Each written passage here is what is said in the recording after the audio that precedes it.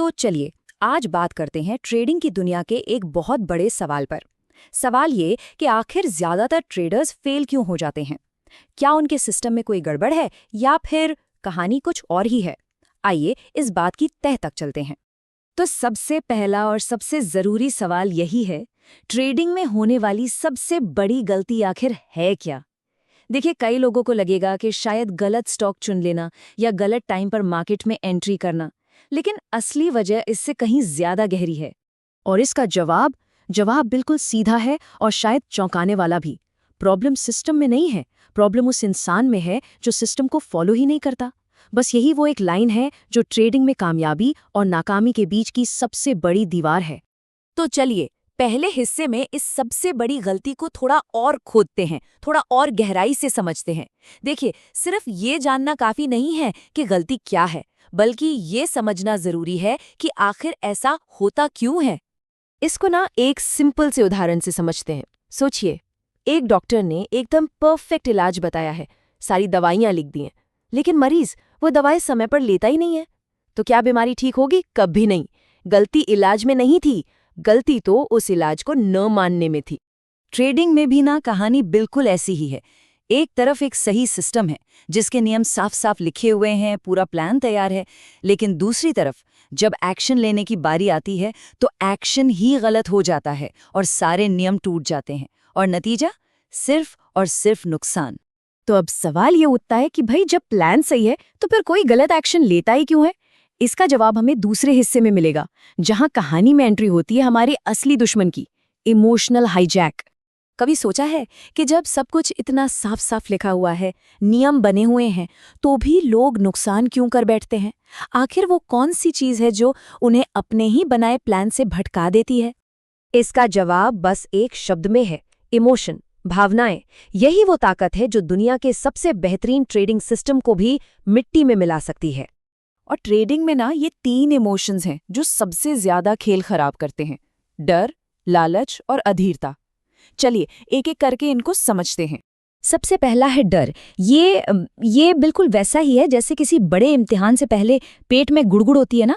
Trader को डर लगता है कि कहीं पैसा डूब ना जाए, और इसी डर में या तो वो बहुत जल्दी ट्रेड से निकल जाता है या फिर सही मौका देखकर भी ट्रेड लेने की हिम्मत ही नहीं कर पाता।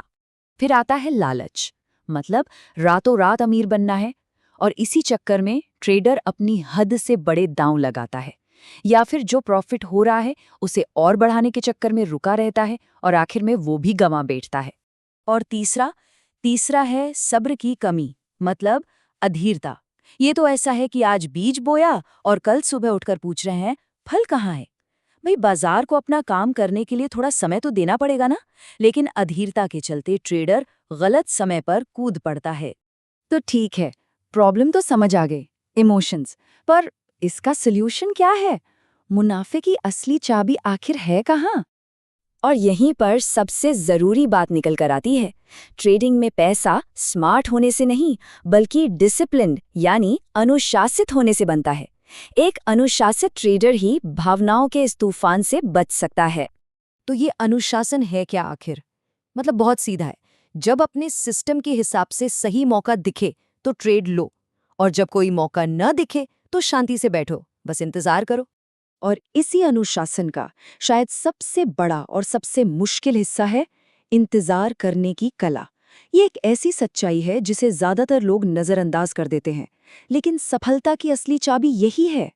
इस एक लाइन को ना हमेशा के लिए दिमाग में बिठा लीजिए। कोई ट्रेड न लेना, ये भी अपने आप में एक ट्रेड है। ये एक बहुत सोचा समझा फैसला है जो अक्सर हमें बड़े नुकसान से बचाता है।